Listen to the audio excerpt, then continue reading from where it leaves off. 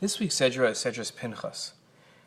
It's a phenomenon that we see thousands upon thousands of people celebrating the same event and celebrating together simultaneously the same event, but they're celebrating thousands of miles apart. Geographically, they're not together, but their celebration is joyous in the same event. We see this phenomenon all the time in sports games, where a team wins, and although the fans are not together over social networking sites and over the internet, they are celebrating together, although miles and miles apart from each other. This idea of celebrating something together, although we're thousands of miles apart, is not new to social networking. In fact, the Jewish people have been doing this for years. For thousands upon thousands of years, we've joined together in celebration with our people over the Pesach miracle. Sedra happened thousands of miles apart, and simultaneously, Jews are celebrating the exact same event. The word ka'ela, if I would sing it and unfortunately hurt your eardrums due to my tone deafness, would automatically instantly send you back to shul.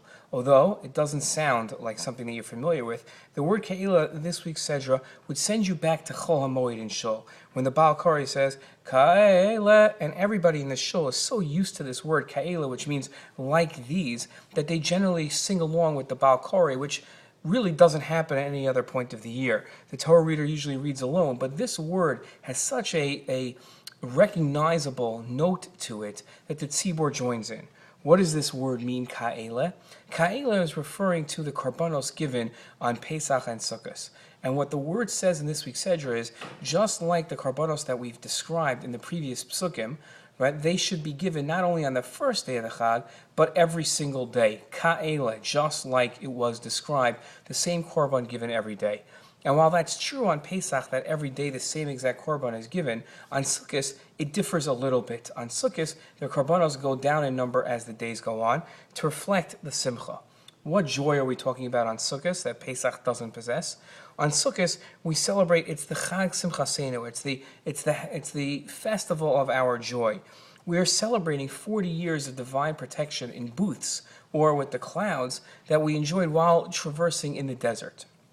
On Pesach, we're recalling, we're not celebrating, right, but it's Chag HaPesach, it's a festival over Pesach. We're recalling God's divine providence.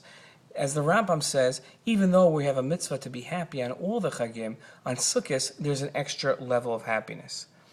What's this extra level of happiness that we learn about in this week's Sedra with the differentiating korbanos?